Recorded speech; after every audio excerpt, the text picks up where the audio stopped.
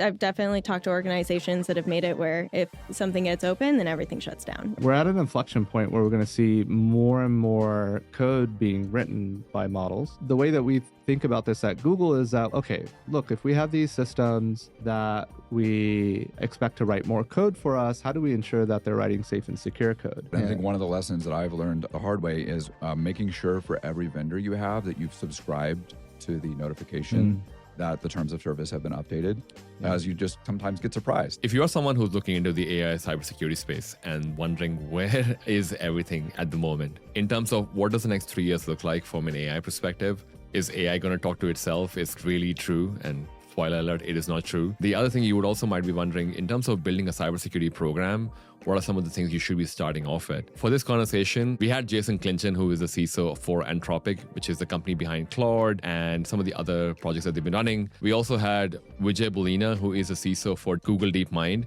We had Kristy Hornland, who is the Cybersecurity Director for KPMG USA. And of course, your favorite two hosts, Sima and Ashish Rajan. We wanted to have this conversation from a lens of where is this going with AI in 2024, as we sit today here in Black Hat 2024 in the USA, and talking to all these people at the CISO Summit, at AI Summit. What is the big takeaway for what is the state of cybersecurity?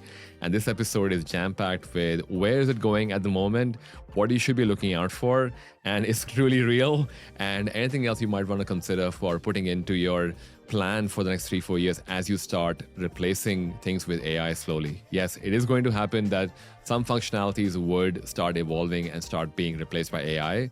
What is going to be and how much it would impact your job, you probably want to listen to this episode. If you know someone who's probably building a cybersecurity program with an AI mindset or trying to see how AI can be used for cybersecurity, with cybersecurity, this is the episode. Please do share this episode with your friend or colleague who's also researching or looking into this area.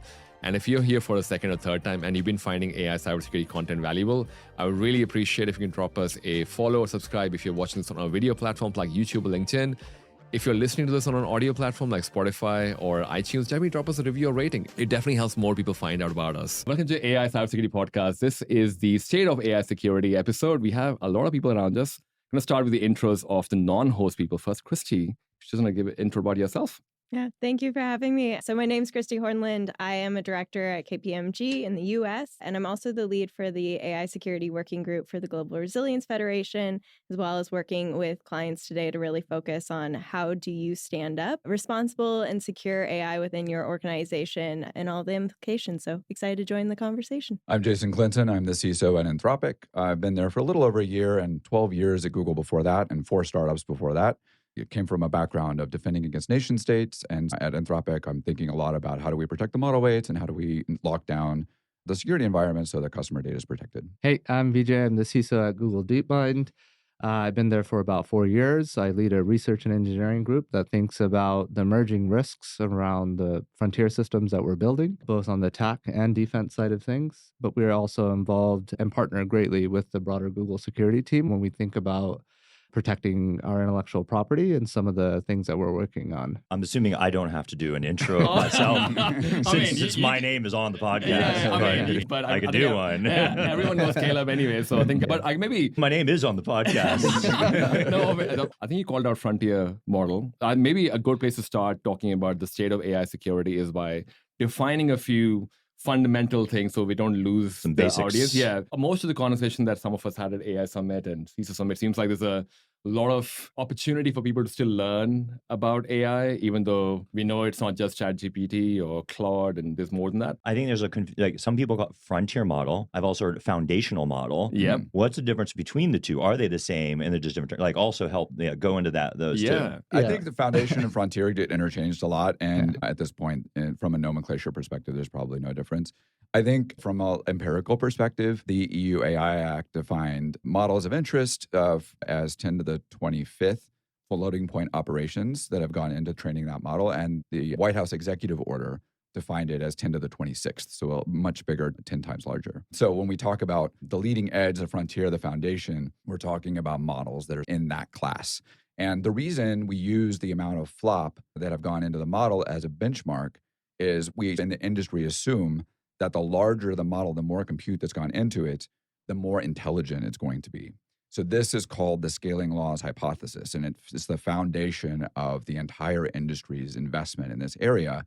And if you just assume that as more compute goes in, it gets more intelligent, then you just add more compute, you add more data, you add more data centers, you get more chips, and you do all of these things, and you will get a more intelligent model. Now, some people disagree with the scaling laws hypothesis, but so far, the empirical data is that more compute does equal more intelligence. So anything above 10 to the 26 Yeah. is now called a frontier and or foundational model. Yes. And who's on that list? That is a closely held secret, I think, right now. And so I don't know if there's a complete and comprehensive list of who's in that class, but you can look around and guess based on who's making headlines. I would think that would be like out of the normal people, is OpenAI, is Anthropic, is DeepMind, these are all would be considered.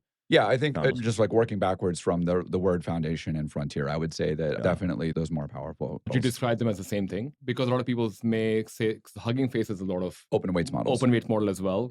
Because I guess, can I use that same analogy over there as well? Or I would frankly say that Llama 3, 405 billion is a very impressive model and is definitely at the leading edge. And so they've done amazing work there, and very congrats to the team for the work that they've done. So absolutely, I would include them. Awesome. If you guys want to come on the podcast, definitely let us know. I'm sure Mark Zuckerberg would come in anytime to talk about Llama and how amazing it is. Because I think put that on the list. I'm pretty sure like wish list, typing in my wish list idea. The reason I asked about that was because I touched on the whole open and closed model as well. I've mentioned Hugging Face. People may not even know what Hugging Face is. Is it worthwhile putting in the whole open versus closed model as well for you guys? Do you guys actually see that as a part of the ecosystem of AI that we are building and growing with? Yeah, absolutely. Google, obviously, we have our open source model as well, Gemma, which is quite performant, even at smaller sizes. And so we think it's part of the ecosystem, and where and how it fits is still something that we're all exploring as an industry, right? I think people are finding quite interesting use cases when it comes to smaller, more tractable models that can be deployed in more everyday settings. And those things are relevant and important. And then on the frontier side, I think people are still pushing the limits on those as well, too. We're seeing larger and more capable frontier models that are going to be open models as well, too, right? And frontier, Jason did a great job explaining frontier models. I think one thing I would maybe add is also capabilities. So oftentimes frontier models are also introducing new capabilities that are emerging and or consider not maybe standardized or part of existing models that are already out there. There's some speculation of what could come out in the next few months. So I won't get into the technical details of what we think maybe on the frontier on the capability side, but you often hear about some of these things in conversations as well. So it's not just pushing larger models that are bound to some flop compute metric, but also capabilities. By the way, Gemini's ability, for example, to like process very large video in its 10 million context window is an impressive feat as well. So it's a good example of a capability. Yeah. Is there a difference? So now when we say the definition of this is based off of compute and flop, does that make a difference on modality? It does. So one thing that you can think about when you're talking about multimodality is that during the training run, you have to split up the kinds of input data that are being pushed into the neural network. And in a multimodal model, if you're just doing text as an example, then you have more opportunity to train that text modality to be more intelligent. Now, some have argued, and there's been some empirical evidence, that if you train across modalities, that you're actually bootstrapping a wider breadth of understanding of the real world. But there's also a failure mode or maybe a specialization where the network splits into modalities and the modality's intelligence doesn't cross-connect. So it might be really good at image processing, but none of the intelligence from that network also comes over to the text processing network. That's one thing that you have to watch out for in the training process, and is definitely an area of academic interest for sure. Oh, so people who are trying to use this in their organization, probably worthwhile calling out. A lot of people would hear multimodal and go, oh, I have to now protect myself or my organization against text, against video, against audio. Yeah. It also depends on the model that they're using behind the scene, because that may just not be the best model to work with. Absolutely. Yeah, you should, in every case of whatever you're doing, whether it's text or multimodal input, do an evaluation for your specific use case and find out, like, does this model perform very well on the thing that I'm trying to do? And some models are stronger at certain kinds of tasks than others. Which, by the way, I would love to segue that into when we talk about the state of security in AI. Today, everybody is thinking about LLMs and text. And when you go look at the vendors that are providing security solutions, or all the people who are saying they do security, they're all looking at models in its current form of text in and text out. And then when you start even talking to some of these things about, hey, in 2 years, won't we just be talking to these people like avatars on video stream? And or will these models communicate with each other in their own language versus even English or text as their own protocol that they determine is most efficient? How do you deal then with the security aspects of that coming in the future? Right. Have anybody or you guys ever heard anything about that? Because basically when I ask those questions, nobody has any answers. From a question perspective, a lot of organizations aren't asking the question so much into the lens of multimodal. It's really from the perspective of, hey, we are just looking from our first kind of line of sight into that text-to-text use case. But really from when they ask that question, my question back is, do you have any idea of the lineage? So I know that we talk about like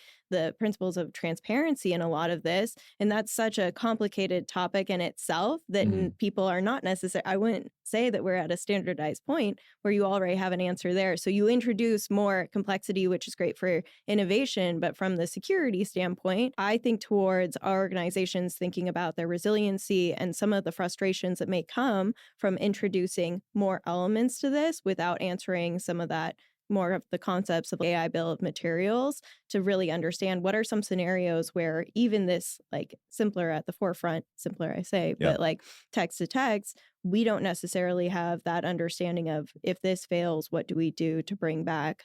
What do we do if we're really in a We're just failing even at the first basic. I can't even wrap my head around multimodal scenarios now. It's not that it's not worth exploring. It's just that when people are asking that question, my question back is really like foundationally, do you have visibility into that chain? Because most organizations, when they come to talk, it doesn't really sound like we're seeing the same level of like resiliency planning that you would see for traditional application security. Of course not, because we just need to push it out as fast as possible in order to get, because if I don't push AI now, my competitor will push AI, but we both can't figure out what to do with it right now, but we're going to say we do, and we're going to try to push it out the door. Actually, I do have a question. What do you see customers talk about? Like we've been having a lot of conversations on the AI cybersecurity podcast about what are the use cases that people are using it for, and somehow 90% of the time we've come up with the fact that it's either a chatbot or people are trying to figure out in dev environment what they're going to do. Have there been any use cases that come out in the conversations you've been having in terms of what are people doing with AI? And I guess maybe what kind of AI are they using? Are they multimodal, to what you were saying? Even to the point that was raised earlier about which model are you using, we've seen organizations step through that are, to your point, they're going to the lowest risk per se use case. So it is, we start with internal, we're looking at policy documents. It only is really surfaced around our employees. And that is not a, say, particular decision point that would impact our business considerably. Or if it failed, okay, worst case scenario, you now manually do the thing. It helped me write reports. Exactly. And that's what I'm using it for, which is fantastic. But at the end of the day, when they look at what are we using it for, it's some of those scenarios they can then see, hey, maybe we look towards a model that wasn't exactly the right, was maybe us needing something actually much smaller. And so even that in terms of now we move to retraining on a smaller model for us to achieve the same thing, that's been interesting. And even there you start to think of, do we have any logging? Do we have any archive of this now shifted here? We now retired this. We were talking about this earlier. A lot of people are probably not even aware of how AI works or what they use. Multimodal would be oh my God, did Java say multimodal? They were just Googling over there, multimodal. When you talk to people who are trying to do this, and I'm curious across the board as well, are there any blind spots that you see people? Obviously, because we spoke about just now, you spoke about logging, resilience and all. Is that even a question that people are thinking? Or is it more like, how do I block OpenAI completely? I've definitely talked to organizations that have made it where if something gets open, then everything shuts down, right? And they're like trying to teach a lesson. But I've also spoken to most organizations which are at a point where they're trying to do joint the efforts of grassroots to really say, bring forward your ideas and how do you complement that in a way that also regards responsible practice, which is now we go through the intake process, which is not fun for any, like it's all governance, but what you start to see is like maybe 80% of the use cases that people are proposing are actually just like RPA. Like it's process automation, but why would you need a model to do what you're talking about, which isn't a bad thing. Now you've got all these enhancements to processes that you have. but whether or not they actually fit through as good use cases for AI, that's I guess to address the question of blind spots, I would say the big one that comes to mind is the trust and safety aspect of model deployment. And every place where you can deploy models today offers the ability to put guardrails on the way that the model is deployed so that you have that confidence that you can hand to your GRC function that will circumscribe the failure modes of the model. So it's not going to engage in harmful behaviors in a way that's like at risk in your enterprise environment. So trust and safety is definitely one of those cases. But to go back to the broader like deployments, I think we have a range of listeners in the world to a podcast like this. There are some people who are just getting started and are looking at, a chatbot or a report writer is where I'm getting started. I think like my perspective is that if you're thinking about that right now, the world is going to change pretty dramatically over the next 3 years with regard to AI. And if you want to skate to where the puck is going to be, you need to anticipate what is the world going to look like 3 years from now. Just to preview some of the ways that we know that models are going to be adopted inside enterprises. And SOC automation is an obvious one. So if you're a CISO listening to this podcast and you want to get alerts, test a hypothesis that this is a breach, use agents to suss out the evidence and go through logs and then enrich everything. And then write a report and hand it to a tier 2 immediately. That's the obvious case. If you're doing third-party risk management in an organization, you can scan all of your dependencies, go through the GitHub repository history, look at the maintainer's rate of risk score associated with a certain dependency. You can integrate AI right now into your CI and CD pipeline and look for defects. Google's done amazing work on this internally. You can look for vulnerabilities, and I think I'll leave that to you, Vijay, to cover on Project Nap Time. I think that would be really interesting to cover as well. If you're in compliance and you're writing questionnaires, or if you're reading questionnaire responses and like looking for those little red flags that you want to look for in third-party risk management, all of that is already automatable. We're using that inside Anthropic to some extent. And then the obvious case and the most exciting one that's gone viral most recently on socials is making engineers incredibly more productive. One of my coworkers broke his hand a couple months ago in a biking accident. So he's a programmer, and he was able to switch to a voice input mode where he was writing 3,000 lines of code per week without the ability to use his hand. He just points the mouse cursor at the section of the code that he wants to modify and says, Claude, make the change. And it wrote all of this code in a week, 3,000 lines of code. So this is happening right now. It's scary. It's scary. Right? And wow. Yeah, only 2 years if your in. enterprise has software engineers and you're not thinking about that right now, you need to be thinking about that. Look, like if you want to make use of these models internally in a hyper-specific way that is unique to your organization and your organization's enterprise data, oftentimes that requires you to then fine-tune or domain adapt that model into your organization's specific use case. But one of the things that you lose is authorization scopes of what users may actually have access to within your enterprise. And so you end up in a situation where you have this pretty useful model that's been trained on all the data within your organization, but you may now have a situation where that data is readily accessible to anyone that prompts a model. And so you have to think about then, is that what I really want? Is there some sensitive information that is, in fact, need to know? Maybe. I think sometimes there's a desire to explore, and that's fine. But I think sometimes it's also important, not sometimes, it's also important to just better understand what the actual use case is that you're trying to optimize for before you slam in your entire enterprise's data lake into your fine-tuning run. Least privilege is a very hairy subject in general. And then when you apply that to AI, and then when you apply that to the fact that, people are shoving all these things in these RAG and then using it in this format, and people don't understand. And actually, prompt injection still is a real problem, right, in these scenarios.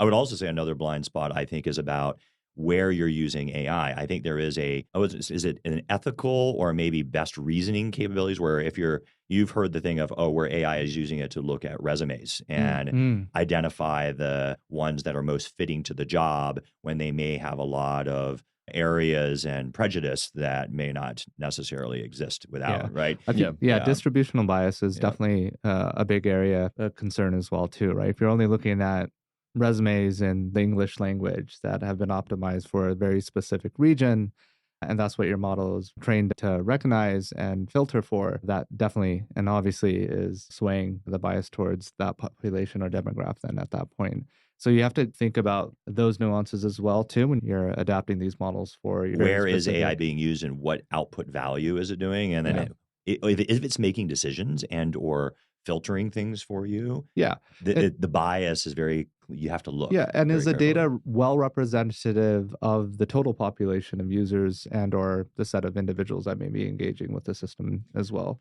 Yeah, and I'm going to give a little future. I'll even apply something to security. And this goes back to what actually you can talk more on. AI doing vulnerability assessments, right? Yeah. So there's been a lot of buzz around, there's reports on Twitter, oh, AI is almost better than humans now. Look at all the things. But actually, it's very biased in the way that it's doing this. And so if you are now saying, okay, I can replace my pen test using AI, actually, it's not even close to reality. But that people are believing this because they are comparing it against a list of tests that are on here saying, look at all of the things now AI is checking, that on the human test, it's reaching 100% and humans are reaching 95%. Clearly, AI must be better now. Yeah. And so this is also, I think, a big blind spot where there's bias on, no, this is not true, right? This is the same way at which AI today is taking tests on models on, oh, I can pass an academic test. Just because you can pass that doesn't mean you can reason and think same way as this is not going to automate pen testers. The code safety space right now generally is pretty exciting when it comes to folks that are thinking about real world problems that AI can help solve. I think there's maybe 2 points that I'd like to talk a little bit about that aren't often spoken a lot about. And the first point is this, is that we're at a bit of an inflection point. And I was talking a little bit about this yesterday. We're at an inflection point where we're going to see more and more code being written by models in a either assistive way or in a fully autonomous way because you've broke your hand or something. I think that's great. I think that will unlock a lot of uplift in the day-to-day ways that we think about productivity from an engineering standpoint. The way that we think about this at Google is that, okay, look, if we have these systems that we expect to write more code for us, how do we ensure that they're writing safe and secure code? And so a lot of our research is going into what are the things that we need to do to unlock to make sure that at inference time, the code that is being generated is not just good quality code, but it's also safe and secure code. So a lot of the research that we talk about, whether it's nap time or some of the other things that you may have heard from other groups like Ghost or our Google open source security team, the foundations for that is to ensure that the models are generating safe and secure code from the start. And so we have to work backwards when we think about it. So how do we teach our models to identify vulnerable code? How do we instrument our models with appropriate tools and or techniques, because we have some of the world's best experts in this space, to reason about the best approach to find a vulnerability in code? And then how do we distill that back into the model at train time such that when the model is being used to generate code, that it's also thinking about self-auditing itself. Not self-play, but there are some aspects of that when we're in some of the research that we're doing. So that's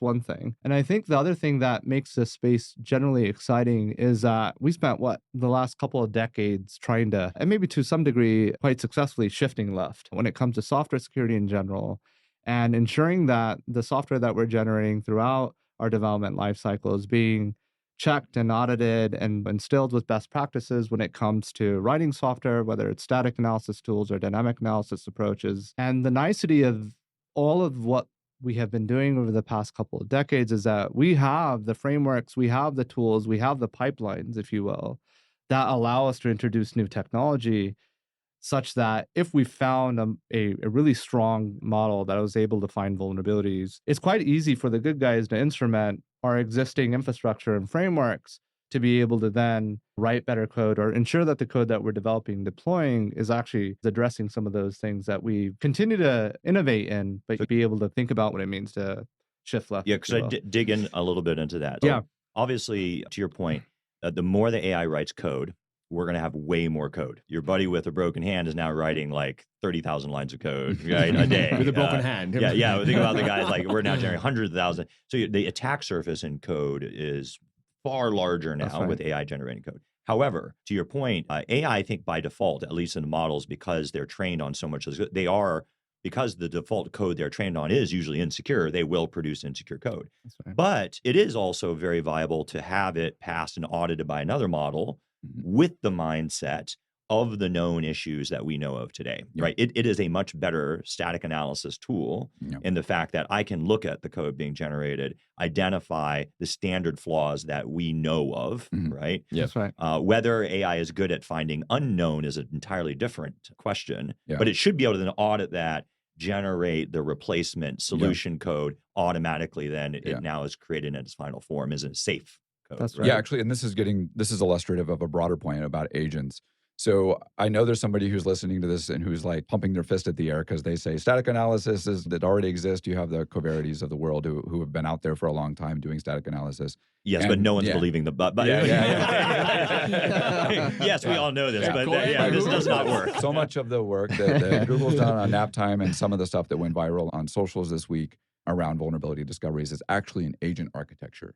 And it really speaks to being able to integrate lots of different signals into making a decision. So you can use a traditional static analysis tool in your shift left strategy and have an AI pulling that result in and proposing the alternative version of the code that doesn't have the vulnerability in it as a signal. That's an obvious, like a simple tool. You don't need massive amounts of intelligence to pull that off. There's other examples in this too that are just like very illustrative from the Naptime example. Naptime's project is a giant agent architecture where there's no like super intelligent AI just looking at code and saying, oh, there's a vulnerability. No, it's just taking all the stuff that we've always done as security professionals, looking for vulnerabilities and breaking it down into little tasks, and then having an AI take a piece of each of that puzzle. And that is true of everything that we're going to be doing in enterprises this way forward. That's how you get the observability. That's how you get the level of integrity and sense of confidence around deployments, is because you have at each step along the way in the enterprise process or the business process an opportunity to inspect that model's input and output on that one little fragment. And yes, it's part of a bigger decision at the business level. But if you're trying to project 3 years out, maybe we'll have AIs that are doing the entire big picture. But even if you can just break it down into little steps, that's where we're talking at right to each now. other. Yeah. Here's the thing: is to me, it's always been AI is all the definition for me. In AI has always been, if I had 1,000 smart junior engineers, what would I make them do? And going back to you made this comment, it was about RPA, right? And this is okay. I could take one junior engineer, focus them on each individual step in an RPA. Like AI can be done to use this. Take each discrete steps, just like that. Use tools, but you're essentially doing the same thing a human would do. But that's like the thing too, that like you're answering in both of everyone's perspective really is the biggest like struggle with it today is the fact that one engineer is going through and using it, then you have to have a review come through and folks are saying, hey, suddenly my super productive analyst that's on my team that's running through is producing so much and I am already over inundated with tasks to do. So what the solution is that you're talking through is basically how do we provide more AI? More AI. It's more AI. How do we more? Yeah, it really, the AI produces so much. The only way to consume it is through AI. Agent-based architecture. But we should define RPA because we just blurred through the acronym. The security loves acronym. We just threw another one at people. Sorry. What is RPA? Robotic process automation. Cool. What is it for people who don't know what RPA is? That's like the deterministic side. So that is saying any of the times that you're going through and you're like, I'm going to do a workflow that's just this task. It's not like probabilistic or weighted. So that's what's separating it. I don't know if there's anything else that folks want to add, but that's usually how I delineate. And so the thing is, and if they're going to talk to each other, English is not the most efficient way to talk to each other. Yeah, that's an active area of research. So they are talking to each other in the sense that when you think about an AI calling an AI, I'm just going to go back to basics here. Every case that I'm aware of that's been deployed out there in the world is they're using an API call to do it. So the AI is calling an API as though it's a tool. And it just so happens there's another AI behind the API. And that could mean multimodal. It could mean a completely different model from a completely different company. And they're using English as the intermediary communication framework. In some cases, they'll use like structured JSON output or XML tags. But these are all protocols that we know of and love and tried to today. JSON, a protobuf, any of these types of things. But English is easy to debug, right? And so it's easy to see. But if you really, I feel in 3 years, if agents are going to be all talking to each other, that is probably a very inefficient way of doing it. And I think we can just look at human brains. We have a corpus callosum, which is a tiny bundle of nerve fibers that connect the two hemispheres of our minds. And that is a very efficient way for organizing the way that we think. And if we're thinking about models developing in the future, as Caleb's alluding to, perhaps there will be something very akin to that in the future. But if we still have to do vendor risk assessments, one GRC agent talking to the other GRC agent, I think that would be the killer app. You laugh, but it's a good idea. They'll get in a fight and just quit. Well, but I guess but that's a good, well raised point that they may be talking not in English, but in JSON or YAML or whatever. But what is the current way people are using it? I think because a lot of people, and a conversation that I had was doesn't really sometimes go beyond a Claude or an Ashish, OpenAI. it's chatbots writing reports and translating. Are they- Wait, is that all that we're talking about? I think it's like assistive tasks. Then there's like knowledge democratization tasks where you're taking a corpus of information that is maybe unique to a specific domain and then democratizing it to a population of users, maybe internally within your org. And then there's very specific domain-specific stuff like code, and or maybe like generative media. Yeah, text, not text, but yeah, like that's true. We haven't video. talked about any of that. Yeah. Movie, music industry, all that is amazing. Yeah, that's where I was coming from. Because it's not just that, I guess we obviously come from a technical background, so we're primarily looking at And I'm narrowing enterprises. Yeah, that's right. Very much on the enterprise space, but the AI space has gotten a lot more broader. There are like video generation, video production, media networks are already looking into it as well. Amazing. Yeah. There's obviously non-enterprise, non-tech companies have had to go down that path. There are security people in those organizations as well who have to figure out like the whole conversation of shadow AI that people have been talking about. Oh, if I just stop OpenAI, it's all, but no one looks into browser plugins. There's a whole nother layer there. There's wrappers around this as well. So you may block OpenAI. Can we talk about a little bit about that too? Actually, you guys did a panel yesterday at the CISO Summit. And actually part of the original intent was some of the panel was going to go off this podium I'm about to stand on, which is I feel like there's so much fear around AI and people are like, CISOs are immediately the two things. I either am blocking it outright for my employees because I'm afraid of my employees uploading confidential data, or two, I need to see visibility. So I basically need visibility of the data going into these models because I'm afraid of what my employees are uploading into these. But which is basically like you can get this from CASB, DLP, but everyone is saying they need a different solution to go and do this. And where I feel like security and CISOs have had a real struggle that I have continued to push is the threat that you're afraid of the model and the technology itself, right? Where I upload PII into the model and the model will get trained on it. And then an attacker will extract that data. That is the thing there. Yes, absolutely. I'm afraid of that. Or is this more of a third-party risk problem to me? Because then I ask the question, hey, everyone's going to be using this. What do you do? Is Anthropic, Google, OpenAI, you upload data into Salesforce, don't you? Yes, we do. Yeah. Why do you feel comfortable in doing that? What happens if Salesforce is using models behind the scenes? Because you know that. And there's like, so then it starts becoming into, you go down the logic path, and then it really becomes a third-party risk problem. Yep. Actually, the problem that CISOs have is not, when you really talk logically, maybe it's not the model, the tech itself, but it actually is the companies themselves and what you guys represent some of those companies. Is that what you're seeing, that these are third-party risk problems and people just aren't really getting to that point? Absolutely. Absolutely. It is a third-party risk. And I was laughing a little bit because we're all in the same chats. And I remember about a year plus ago, there's a long thread about whether we should just block all access to these third-party large language model providers because their use appeared to exponentially increase. And there's a genuine concern about what are people actually sending over the line across our boundaries into this third party, and what guarantees, and this was a year plus ago, right? What guarantees do we have about those model providers or those CSPs not training on our data, how they're protecting even at inference time, right? So even if they say, all right, we're not training on your data, you could tick this box and we won't do it, you're still sending the data to the third party's environment. It still needs to be served to the model. Inference still needs to happen. And so if you were an adversary, one of the most opportunistic plays you would have is sitting at that inflection point on the edge where that inference is happening. And you'd probably be able to observe a lot of really interesting interactions, things I'm worried about. It's easier for an attacker to go and get the data by hacking you guys and even getting into your proxy and getting the chats coming in than it is trying to extract it directly out of a model that has been trained on that data. Yes. Yeah, I would say so. And I think this is what I think most adopters of the technology or the folks that see this entire space as a risk when it comes to third-party model providers is, like, how comfortable are we sending certain aspects of our internal non-public data to this third party? And to your point, look, like we do this already. With the proliferation of SaaS software, we've been doing it for the last 10 years. But I just want to also emphasize, When I talk about management of risk, all these same companies all allow all their employees to use third-party email apps like Spark, like everything, where all Slack. your confidential documents, Right. emails are all going into these SaaS providers that are startups that have no security.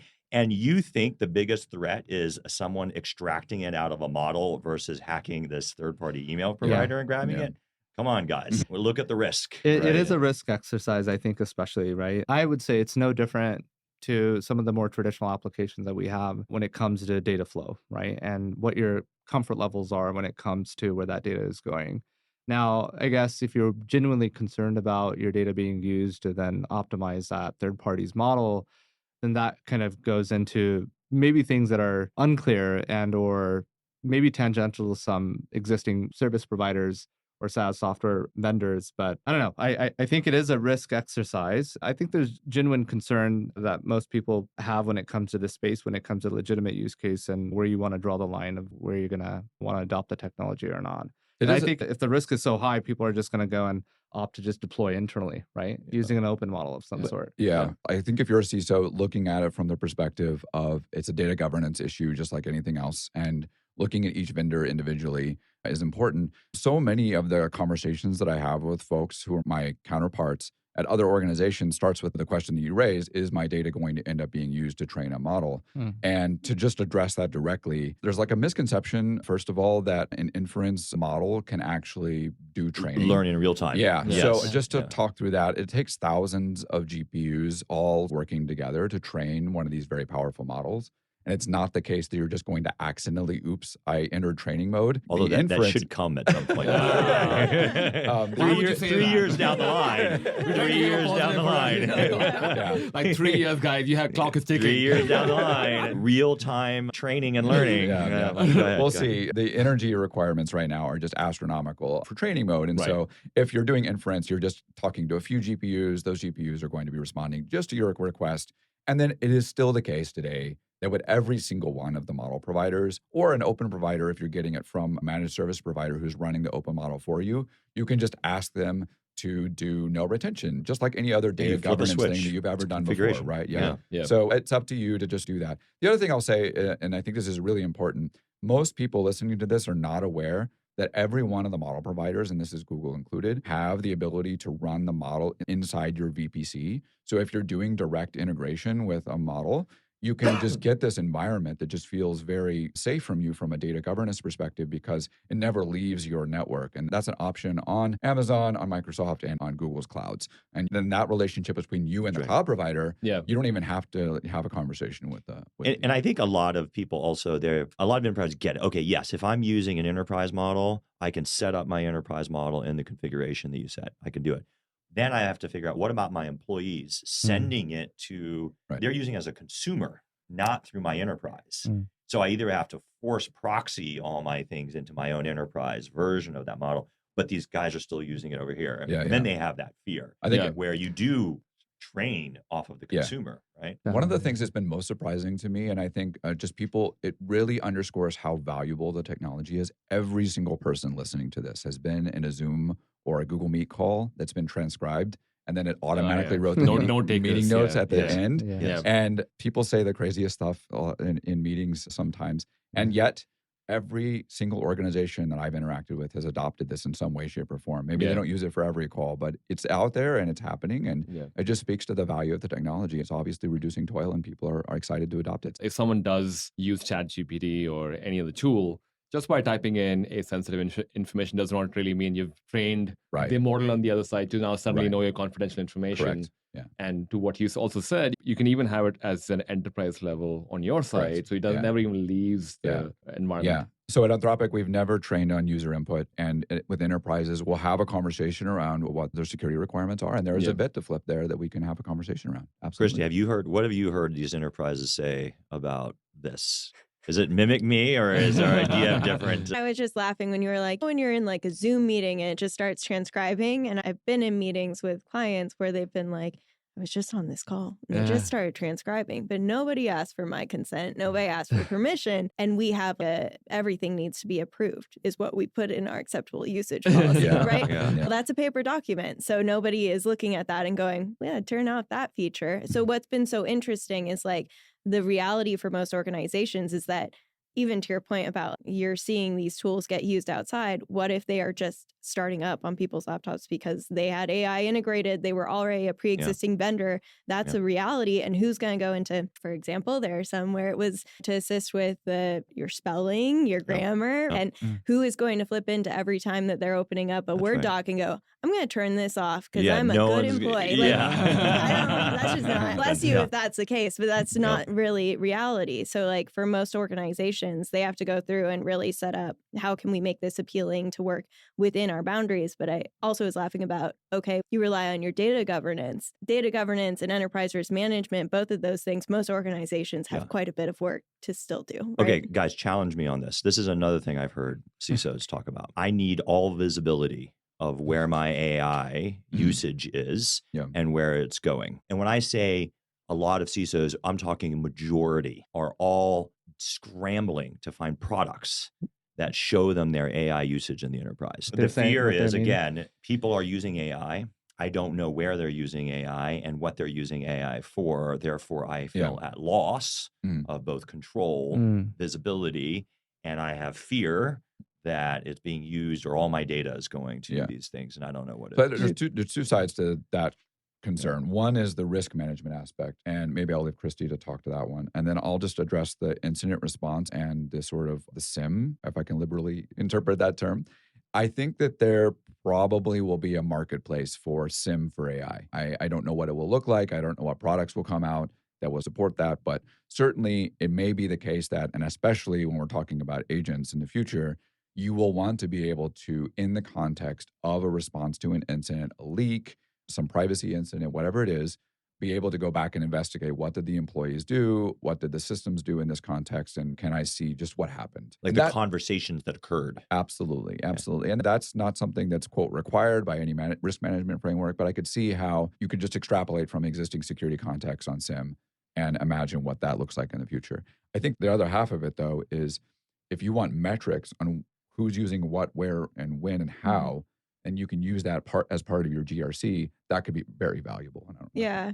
I think to that point too, it's like maybe also looking at from the perspective of what are the crown jewels of your organization feeds back to that point. And maybe that's where you steer the conversation more from the lens of, if this is something that is critical to our business and I don't know that it's here, how do I answer some of the questions that may come both from a regulatory perspective in future, talking about how did you actually go through the steps to secure, and even things that you have to answer those. You have to answer those. So if I were to look at it, I think that there's an immediate need to like see everything is what we're pointing to. And they're like, I want to look for shadow AI, which is both my third parties, it's also internal. I want to know what marketing's doing that could have impact on our business. But all of that to really say there's a prioritization in the background, because right now trying to get visibility into everything is just, it's not standardized. Yeah. I want to steel man this a little bit. So it sounds like there's genuine concern about being able to observe and or assess there's any risk associated with internal users engaging with external third-party model providers in some way, shape, or form. Yeah, even internal. Yeah, I would count internal, just anything that's like,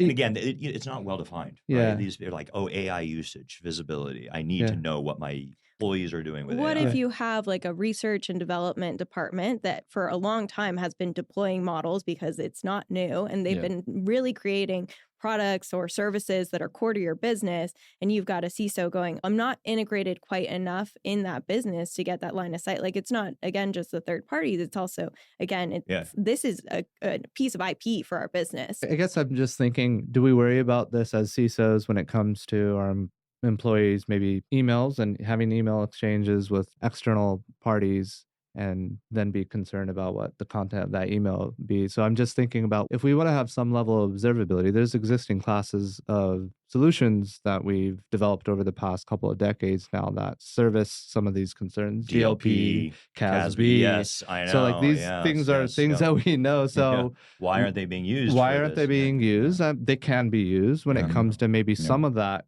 concern, I think. And by the way, DLP has gotten so much more powerful with AI. It has, much more accurate, much better than regex. Gosh, I feel like that's a session, by the way, all on its own, is the way DLP is changing because of AI. It's really doing amazing things. Sounds like a part 2.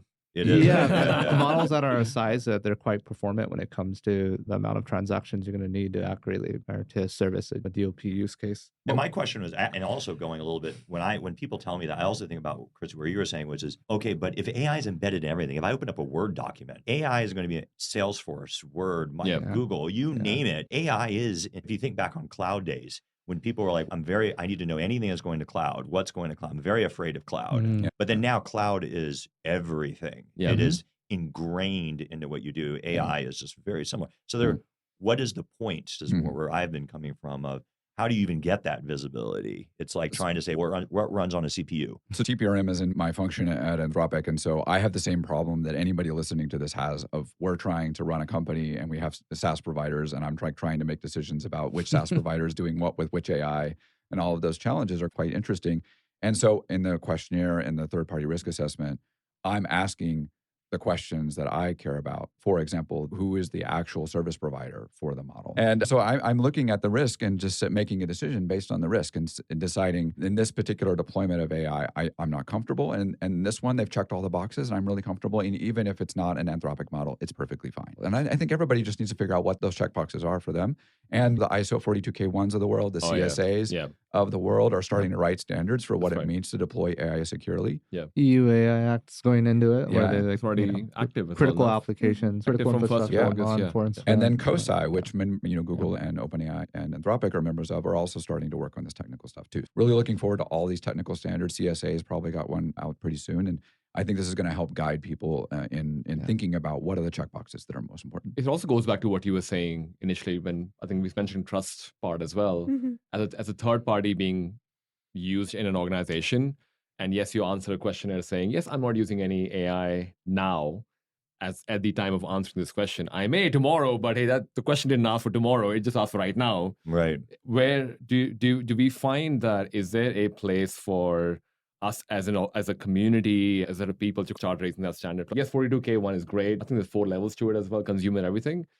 Is the conversation of trust and safety coming up even more when you talk to people? Is that or is that just basically? That's the thing, is like looking backwards into your third party. It's not exactly like the easiest process. You have so many vendors, and when you're looking at the like broader supply chain, you're going, okay, how do I prioritize even doing that reach back? Because chances are that your vendor, they might proactively reach out to you and say, we have integrated AI into some of the core product services that we offer you, but that's not everyone. And there's also not like a SOC 2 report that they're going to be like, here you go. Like, we're so good that we have brought this to you proactively here.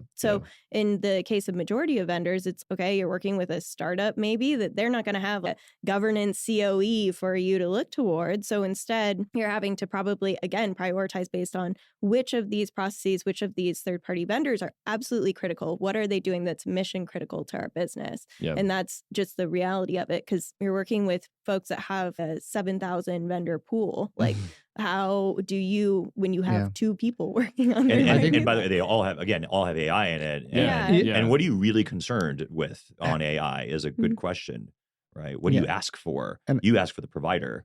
What else do you ask for? Yeah, and I think what we're also going to see when it comes to TPRM is that vendors are going to update their terms and service to add a couple of lines and say that they may start to incorporate AI in some of their services. Keep and so what I know about TPRM approaches in most organizations is going back and re-reviewing your relationship with this vendor and ensuring that the terms of service that are in place are in fact what you signed up for originally. If there's any additional risks that may have been introduced into the relationship that you have with your vendor, are all kind of nuances that often get mislooked when it comes to large-scale TPRM programs in organizations. And so I think it's going to be an interesting time, because you're going to see vendors that start to incorporate this technology into a lot of their space. And then I'm telling you, I think we need a GOC agent. There's a really good call out. And I think one of the lessons that I've learned the hard way is making sure for every vendor you have that you've subscribed to that the terms of service have been updated.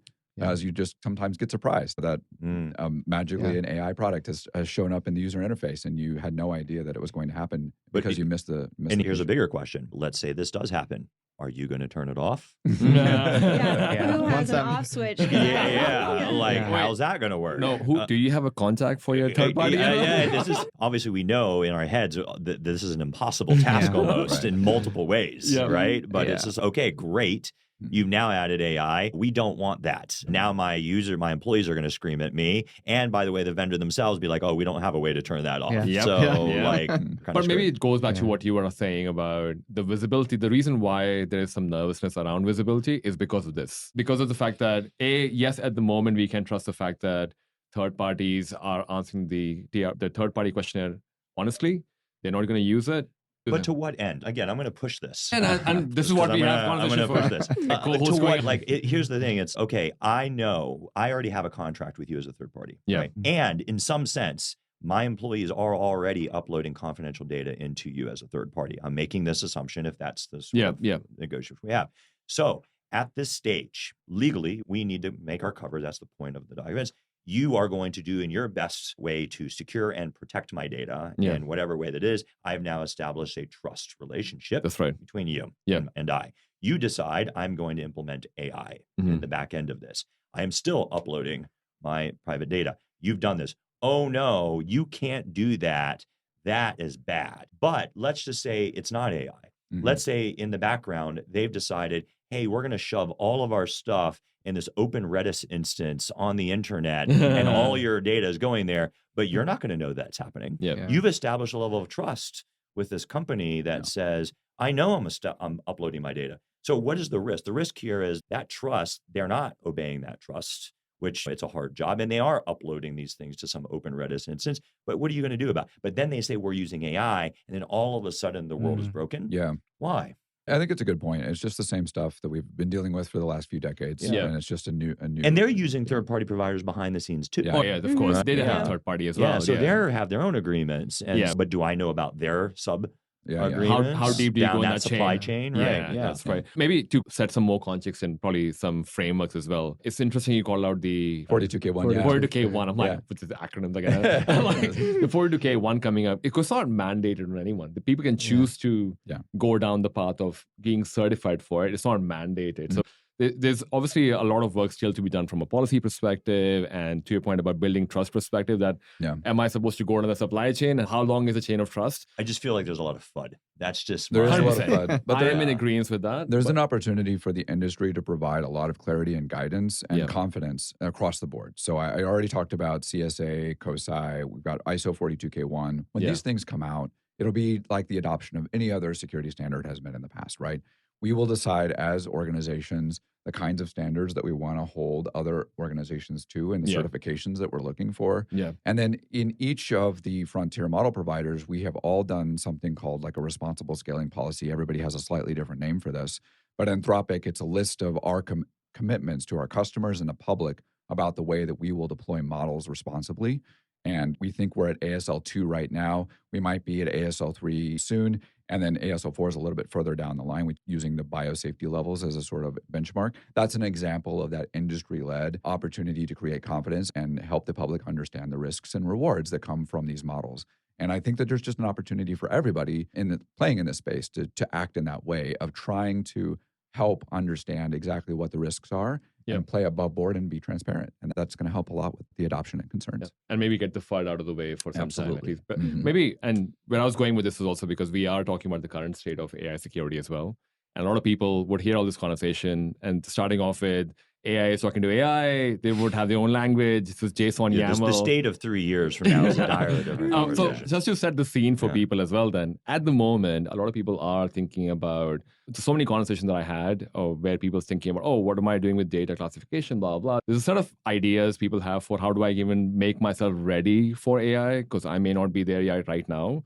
For people who are building a cybersecurity program today, as in like when I was at the point of this recording 2024, what do we feel are probably the good starting point or building blocks they can work with? Is there any easy tactical things they can start with in their programs or include in their programs If somebody's coming into an organization that I'm assuming has already been established, but they're still trying to stand up their program per se, I think that what we've seen be most successful is one, understanding who else are the major decision makers in that particular strategy. Cyber alone doesn't set an AI strategy for the organization. And so that means that you have to find your connections across to legal, you have to find your connections across to privacy, your finance, your honestly, if you've got HR should be part of the conversation too. You have so many different groups based on the types of risks that you see from a broader lens of AI. So that's everything from like degradation of skill or potential exposure to, say, misinformation or some of these bias concerns, all of those like varying pieces. You should have an overview of who are the people that I need to have this conversation with. And then when I'm talking about standing up my responsibilities, I should be looking towards the NIST AI risk management framework, right? That should be a starting point because it is looking at overarching governance and all of those pieces. If I want to address very specifically what controls can I put over top of, say, an existing application security structure, then I might look towards something like 800, the NIST Special Publication 800 to 18A. That is something that could give you an idea about what are things that I could implement across the life cycle. Chances are you can't do everything in there off the start, but it gives you ideas of what would this look like in terms of applicability, and also starting to look at how do I look at the use cases. Just to be very tactical, I just went through this, right? As recently as just 18 months ago was pretty small, and we were just getting started. The very first thing to do here is to hire a compliance function and a security engineering function. The compliance function will eventually become a GRC function. So just getting that in your mind as the path forward. And when GRC stood up, which is maybe something you do at 250 or 200, that's where you bring those stakeholders that Kristy was talking about into the conversation, where you have an executive risk council and they're reviewing the risks of particular decisions that you're making in your organization. And that can be products we're launching. It could be the data governance framework that we're putting in place in an organization for the first time. So we can say, you can use AI with all of the stuff that's not PII or all of the stuff that's not very confidential information, whatever. Or critical systems or non-critical systems. Oh, yeah. All of those are very important things to be thinking about very early on, because if you're that early in a company, you have an opportunity to set the trajectory of the way that your entire organization for its entire life is thinking about data management, data governance, and risk management. And so much of the default for a young company is to hire technically very knowledgeable folks into this role. And you just immediately go to like, how can I solve this with software? You have to also manage the risks and the governance and the privacy aspects as well. And that's very important to get a handle on immediately. There are nuances around how a machine learning developer or a researcher within your organization or a data scientist within your organization may interact with the tooling, the data that they were pulling down, the data that they're curating, the way that they're interfacing with the model, the Jupyter notebooks that they may be turning up. There's sharp edges with all of that. The tools that you use to develop and deploy machine learning systems are different. And so having a deep understanding of where your organization is on that journey when it comes to building and deploying machine learning applications and or applications that enable machine learning models underneath the hood, I think is something that you're going to need some expertise on, and hopefully there's some guidance through organizations like COSI, CSA, NIST are all good organizations that are putting out standards and frameworks that are going to be useful when it comes to the technical controls that you're going to want to consider when it comes to some of these things. COSI actually published a risk taxonomy recently that highlights all the different sharp edges when it comes to developing and deploying machine learning systems. So that's a good resource for folks to look at when it comes to things that could go wrong when you're developing machine learning systems. Yeah. I feel like there's a mid-level of, when I think about it, I think of it as there's going to be models or AI we consume as employees. So there's like corporate enterprise usage of AI. Right. This is anything that employees want to use. And they're either going to be, and those will have their own segments, right? Am I using OpenAI or Anthropic or Google? And how am I using it? And for what features and benefits in my employee usage day to day? And then I think there's the models at which the enterprise is building. I am producing these things. It's either being embedded in my product that I offer or in services that I, as part of my feature set that I'm selling, or I'm building it for my internal employees to use. And that is where I think you get more into SDLC of model delivery pipeline, a lot of these things. It now goes into pretty much, it is a software development lifecycle, but just for models. And you've got to do the same thing. Yes, they are somewhat different tools, but in same sense, I don't think anyone was making a big deal out of machine learning data pipelines 3 years ago on security, but yet it's the same thing. Yep, That's right. We still have data scientists. It's the same thing. Yeah. When people were doing machine learning, it's the same process. Yep. There's really no difference except Right. bigger compute, but basically the same kind of things to some degree. So to me, all of those are all things that apply, and I would look at it. So there's going to be policies, GRC, and guidelines for my enterprise corporate usage of AI, and then there's going to be my standards and things I want to apply to my creation or usage of producing AI. One thing I'll add to that maybe most people listening to this podcast haven't internalized is going to be happening in the next few years is there will be people in your organization who don't think are developers who are suddenly now developers. You're going to go from a world where a program manager who's never written a line of code in their life and never planned to write a line of code gets to a world where they're just like, I wanted to do a little data analysis and it was too much work to put it in an Excel spreadsheet. So I just asked a model to write me a Python script, and lo and behold, you now have a data science platform like spawning from a section of your organization that you had no idea was ever going to be thinking about coding. Software is eating the world still. That was true a decade ago. And with AI writing software and making it so accessible to just anyone to write, you need to be thinking, even as an organization that's not technical, what does it mean to have software development emerging organically from every facet of my organization? Wow. So it's like turning from a 3-course meal into a buffet for everyone. Yes, exactly. Wow. Maybe if we flip the table to more enterprise then, what would be different? Because established enterprise have been doing tech for a long time. They have policies, governance, a lot of things established already.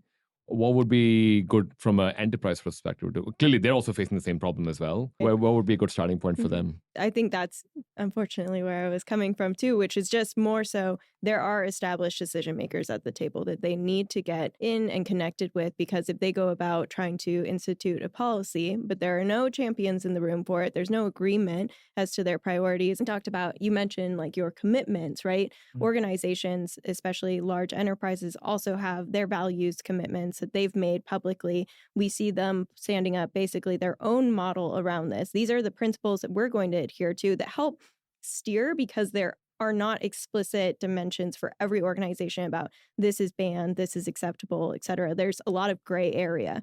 So by building in principles that they've agreed upon with those different stakeholders at the table, then they're able to more easily understand these are the types of use cases we want to pursue, and then start to look at it and how does this go in joint with our AI strategy, which is collectively we want to use it. Like most organizations want to use it, and if it's not at the top, it's getting pushed from the bottom saying we need this. Also, just to we'll look for it anyways, to the point of kind of forcing a hand. So from the perspective of you can set up policy, but it really comes down to those relationships, agreement on principles, really aligning to obviously those frameworks that were mentioned, but also looking towards how does this accelerate our business into the stamp of innovation. Would you say it's the same as people went through digital transformation, but it's like V2 of digital transformation with a higher benchmark? It's just the accessibility piece. I think what like really unravel is like people were comparing it to cloud, and was every individual in your organization like, I'm going to stand up a cloud environment? No, like this is everybody is trying to touch AI somehow. It's a buffet. So the buffet.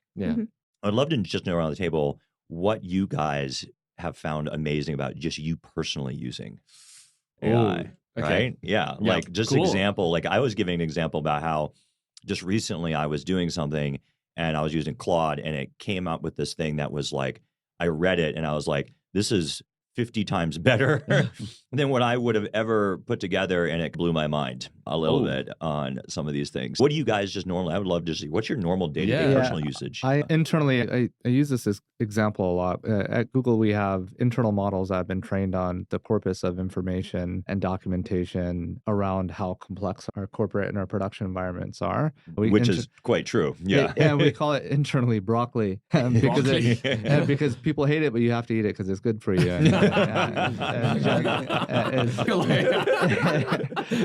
awesome. We have these models that are trained on Google Broccoli know-how and knowledge. And I've been at Google for about 4 years, so I have a pretty good firm understanding of the way a lot of it works. These models are trained on a lot of the very technical details that are Google infrastructure and are quite verbose and helping you reason around the things that you're trying to fumble around and get to work. And so I'm pretty impressed about the capabilities that the models have to be able to really understand what you're asking and then present you with some information, sometimes comically wrong, which I'm able to pick out. And I think that maybe that's a surprising thing, that in some instances, the models aren't superhuman or way better than me in any one thing, but I could be They're able human, to they make mistakes. They're human, they make mistakes maybe.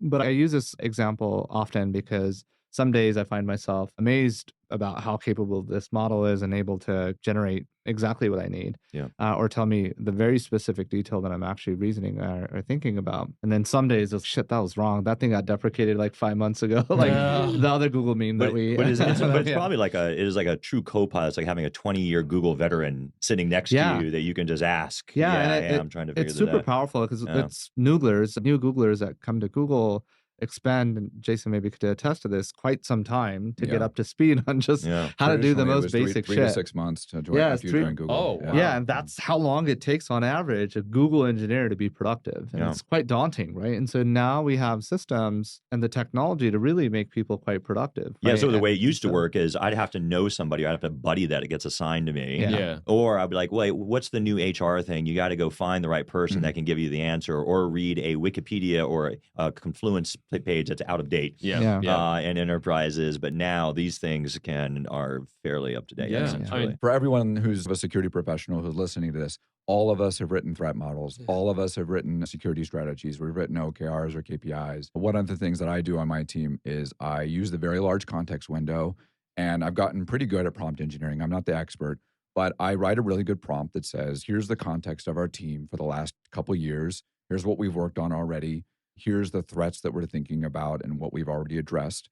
And then I put that in the context window and I say, you're an expert executive decision maker in a company. Yes. Write me the next strategy refresh, the next threat model, the next the iteration of the risk framework. And it requires a little bit of back and forth. You have to say, oh, you got something a little wrong here. You need to address this. This seems a little weird, and you structured that a little bit weird. But a couple rounds, maybe 5 back and forth, and you have a 95% complete document at that point, which is it's replacing you. Yeah, it's a lot of time. Jason, I'm looking I'm telling you, makes time for podcasts. What's funny is executives are all aboard AI because their belief is that this is going to help eradicate the lower tier by automation. But what they don't realize, it's actually going to replace the executives at the top, not the people at the bottom. It's going to be more like, oh, you're an executive. That's easy to replace.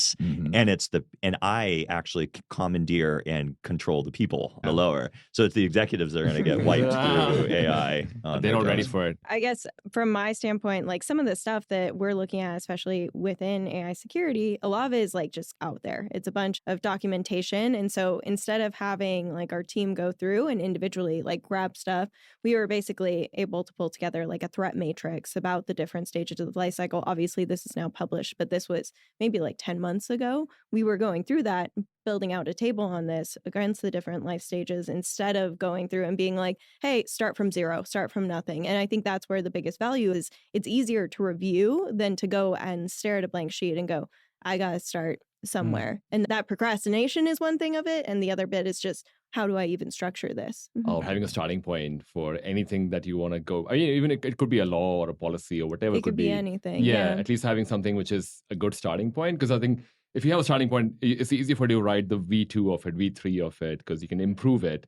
But sometimes starting is the hardest part as well. Yeah. And also just thinking about like your leaders are stretched on time already. Yeah. Having them sit in a workshop with you. What if you sat with this and really were able to have that conversation first off? That is such an advantage for a lot of our team members to come to the table and go, I had something to riff ideas off of. I had a structure to start from, and now I'm bringing this to you. That is the level of, this is where we see all the resources coming together for individuals. I love that you brought that up. And actually, this ties a bunch of things together. One of the things that's merging right now is the ability for a small team to decide what the context window that they're going to share with each other is going to be.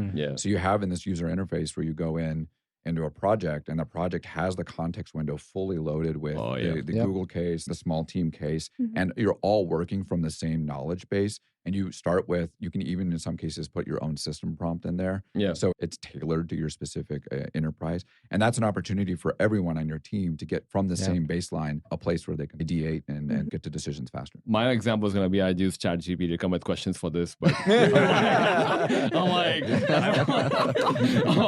that was my example. Like, I did a good job. I'm going to give you the exact thing that blew my mind. Okay, right. So tomorrow I have to go to, Travis is doing this fireside camp story. So I'm going to do this 30-minute talk. And the topic that I'm talking on is, why is the cybersecurity industry not working? That's the topic. So I wrote just a little, I just basically blobbed my thoughts together, super generic thoughts like, hey, I don't think we understand how to really evaluate risk. If I went to a CISO and said, hey, by the way, all of your employees are sending all of their email, all of the documents and attachments to this unknown third party that you don't know anything about, that's a small startup, what would you say? They would be like, that's impossible. That would, but we don't understand about it. But anyways, I blobbed about it a bunch of stuff. I said, hey, Claude, give me a 10-minute talk track on this thing. I want to read to you just some of the things that it came out with. Okay. It says, number one, misunderstanding risk evaluation. We're drowning in a sea of alerts, treating every ripple like a tsunami. In 2022, a major financial institution reported that of 10 billion, billion daily security events, only 25 were significant threats.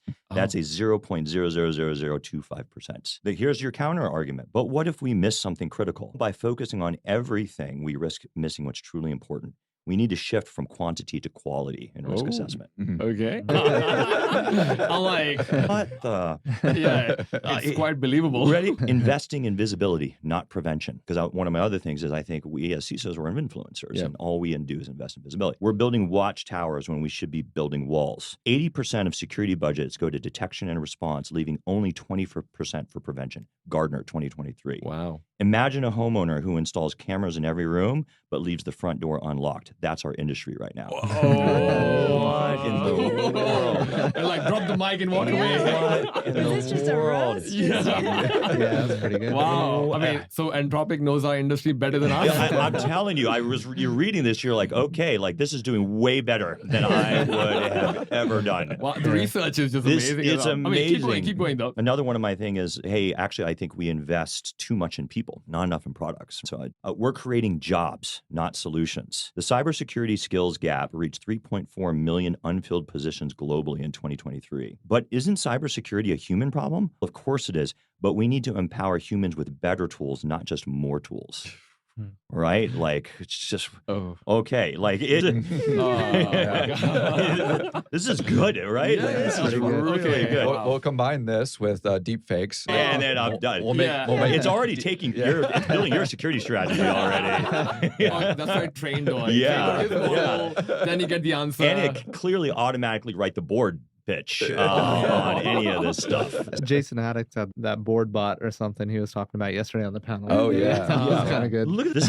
By the way, I didn't put any of this stuff in my first blurb. This is all stuff that it just, I put the little nuggets. Oh, I think people and blah, blah, and it's random ramblings basically, but then it produced this thing. Wow, with links and references as well. Oh yeah, and I had to go double check the reference, like the actual statistics. I had to go and double check on a lot of these, but I would say about 70% of the statistics were accurate. Wow. Yeah. So executives have been warned. Oh my God, it takes my job. Yeah. If you really think about it, like this is doing it way better. Takes everyone's jobs, to be precise. Yeah. But in the last couple of minutes we have, I obviously wanted to give everyone an opportunity where can people reach out to you guys I would love to continue this conversation. We feel like I have another half an hour on this, but because we are short on time, I would love to at least close on one final thought on AI. It's very much the case that if you look at the data on the amount of training that's gone into models, and there's a great website for this, Our World in Data has plots. You can go back 70 years to the perceptron and just draw a line to the total amount of compute that's gone into AI models, and it's 4x year over year increase every single year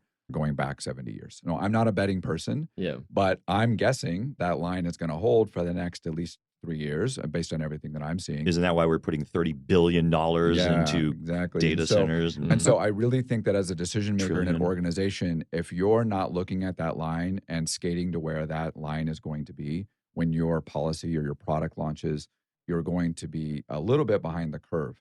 And so it's important that on an exponential curve like this, that we think about the future and not what's today. Make sure that as you're thinking about your internal strategy, you're thinking about a model that is 4x, 16x, more compute has gone into it, more capable, and what does that mean for your enterprise strategy, and what does that mean for your product? I would love to do just a session on 3 years from now discussion. Yeah. I can already see That's it. all it is. It's only let's talk about where this is in 3 years and Oh, what man, we yeah. think That's it's so going to good, be. yeah. And you can, Sound like a part 2. Oh, part 3 now. Like we have part 2 in the middle as well. Yeah. and it will change. Oh, sorry, and you can reach me on LinkedIn. All right, perfect. I'll put the link in the show notes as well. Yeah. From my perspective, a lot of us came up in the idea of, hey, you're at a place where you're a knowledge gatherer. You're not the one building all of these things initially. I think there's going to be a shift into where really solution, say, more of a solution, say, architect, where we are bringing solutions and fitting them into the right places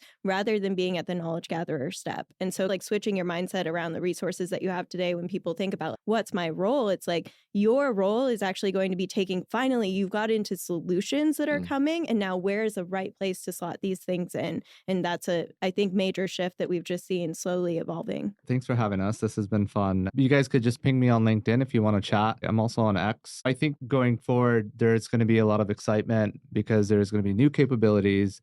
Models are going to continue to improve, as Jason captured quite nicely. I think the ways that we experience this technology is going to vastly change as well. Right now, we have text interfaces, and those are cool.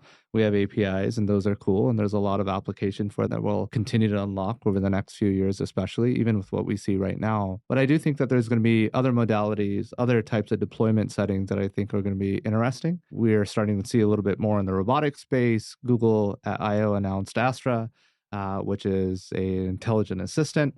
And we've been exploring what that could look like. What we've concluded, at least for now, is that this class of technology is going to be quite useful for us in an individual setting. Having more contextual understanding and personalization is going to be extremely interesting. And there's going to be some novel ideas in that space.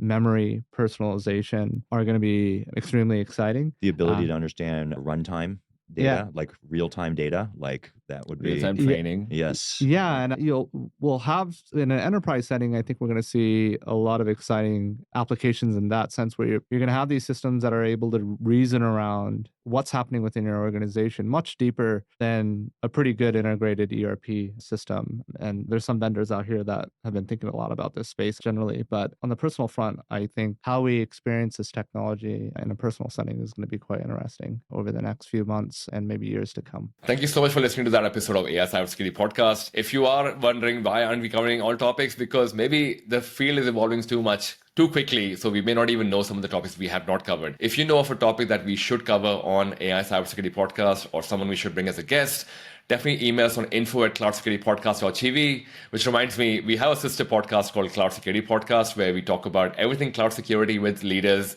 Similar to the AI cybersecurity conversation, we focus on cloud security specifically in the public cloud environment at cloudsecuritypodcast.tv, which if you find helpful, definitely check out www.cloudsecuritypodcast.tv. Otherwise, I will look forward to seeing you on the next episode of AI Cybersecurity Podcast.